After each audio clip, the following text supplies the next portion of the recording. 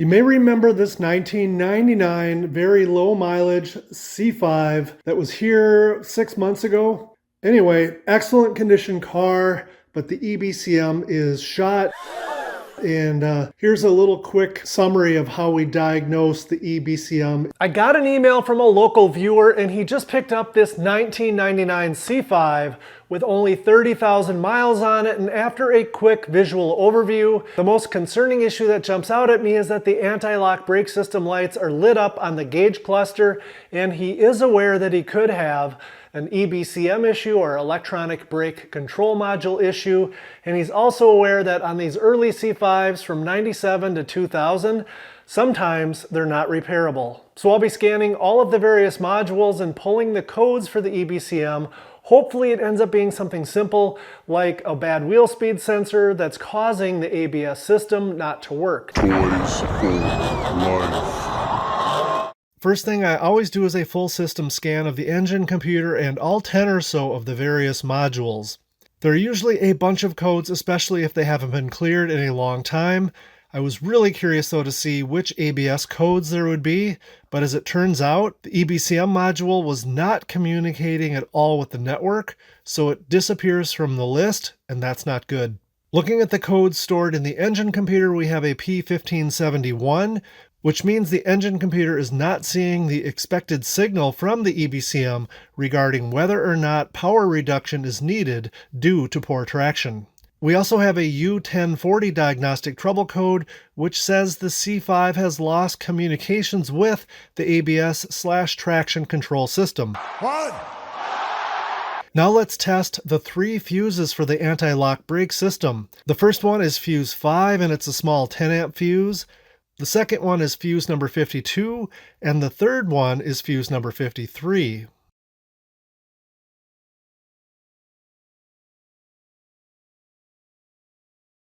All 3 tested good, so we know we don't have a direct short anywhere. All right, so here is the BPMV, the pump motor. The EBCM is over here. I've got the main wiring harness off. I just wanted to take a look. Those terminals look all nice and clean. I don't see any signs of corrosion, so no smoking gun there as far as a problem. So I'm going to go ahead and reseat this onto the EBCM and give it another test and see if we have communication with the EBCM. I'm going to test the positives on the EBCM connector. It's pin A, D, and E. And I've got the ignition on as well for the pin A. So here's pin A. That lights up. Pin D, pin E. So those are all getting good power. I'm going to switch it over so that the test light now has a positive. And I'm going to test the ground, which is pin B.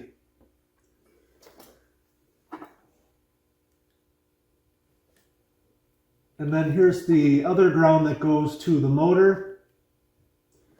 So the powers and grounds unfortunately check out on the EBCM. I also run through the same test using a larger 2.5 amp load just to make sure the circuit's got sufficient power to trigger the EBCM.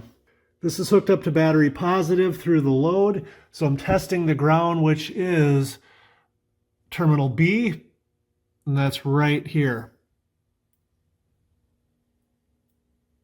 And that lights up nice and bright, which means the ground is good. I did the same thing for the positives as well. And I'm satisfied we have a circuit capable of delivering the proper amperage to the EBCM. In one last test, I've got the test light hooked up to the positive on the battery. I want to make sure that the EBCM is getting a good ground through this ground wire, and it is. So I'm convinced that, unfortunately, this EBCM is probably toast. For the parasitic draw test, I left the positive battery connected. The negative battery cable is disconnected, and I had to rig up a vice grip with that bolt to get a solid connection for something to grab onto with my test meter. So I initially start with the black lead on there. In case it's more than 10 amps, it would blow the meter's fuse. And so it starts with that when you first connect it. Then as the modules start falling asleep, you can disconnect this one. Now everything is flowing through the meter itself. And right now we have 250 milliamps. I'm shooting for somewhere around 75 milliamps or less. Let's see if more modules go to sleep. It's been about 15 minutes. We're still at 250 milliamps. Looking at this underhood fuse center, I suspected it might have something to do with the bad EBCM. As you can see over here, fuse 53 and 52 are for the ABS system. So take a look at this. 250 millivolts. Again, we're hoping for less than 50 milliamps. And watch what happens when I pull fuse 53. We're at 10 milliamps. Now I'm going to go ahead and plug this back in.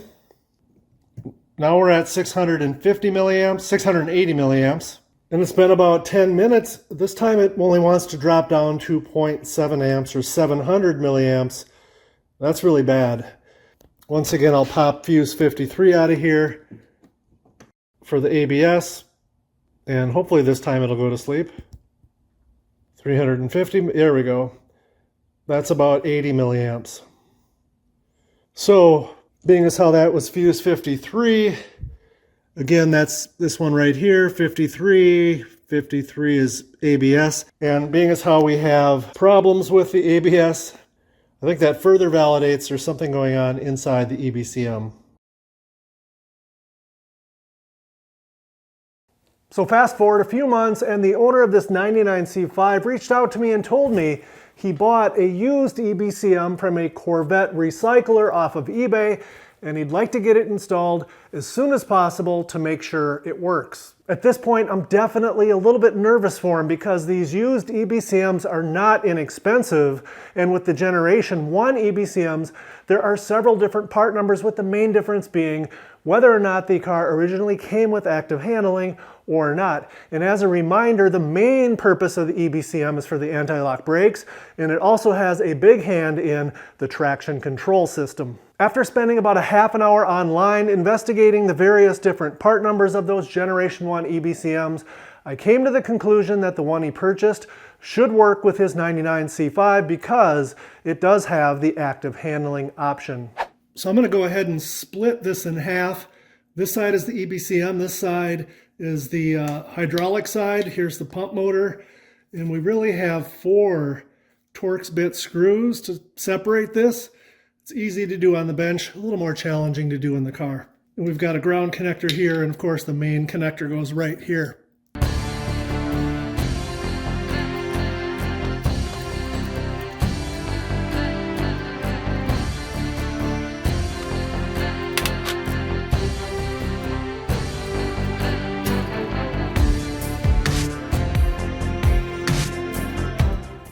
Let's go ahead and remove the air bridge so that we can get at the EBCM for removal. It's really just loosening 2 band clamps, removing the intake air temperature sensor connector, and popping the air bridge's rubber grommets up off of the plastic mounting studs.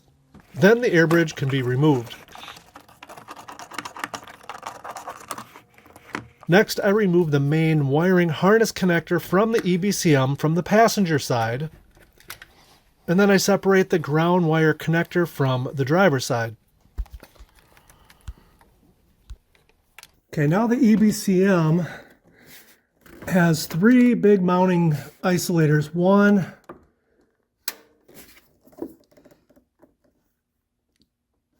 2, you can kind of see it down there. There it is. I'm going to remove those 2 nuts. And then 1 more right there, and then I'm going to prop it up underneath the mount to hold it up out of the air, and then I'll remove the 5 bolts. It's going to be hard to show this, so I wanted to describe what I'm doing before I did it. Here we've got the new EBCM on the right and the old on the left. Take a look at this. I don't really see anything that jumps out. Here's the new one. Here's the old one. Look at that. Somebody, it seems, has been in here. Maybe they've done some diagnostics and confirmed that I don't know if that's a capacitor, exactly what that is. But that's unusual. That's interesting.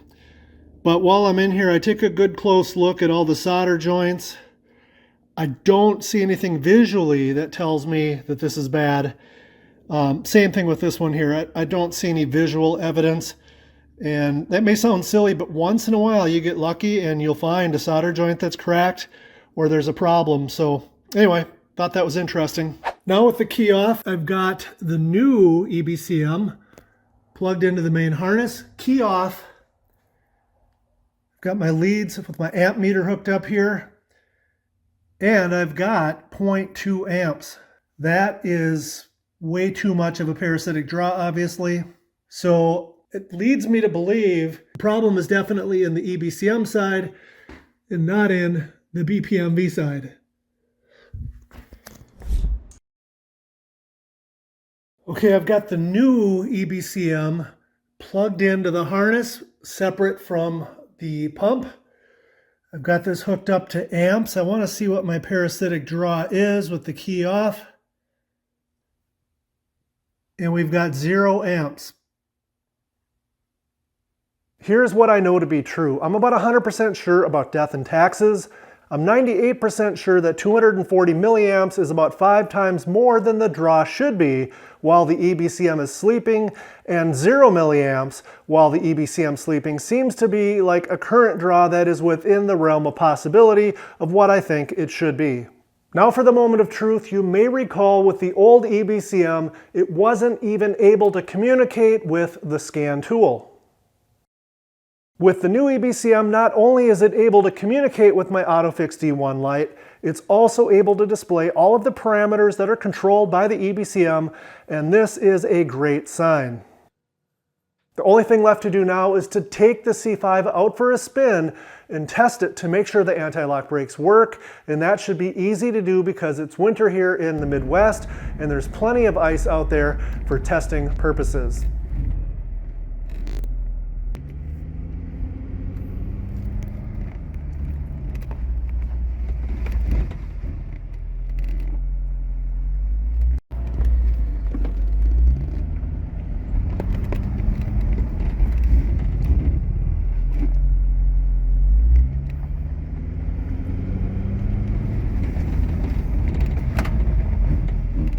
Well, that was absolutely fantastic. The ABS system worked flawless on all 4 or 5 patches of ice that I found. And since this C5 has active handling, pressing the magic button actually turns the active handling on and off. And if I press and hold it, I get competition driving. If you want to know more about what each one of these modes do, I did a video with a deep dive into each mode, and you'll find it right up there.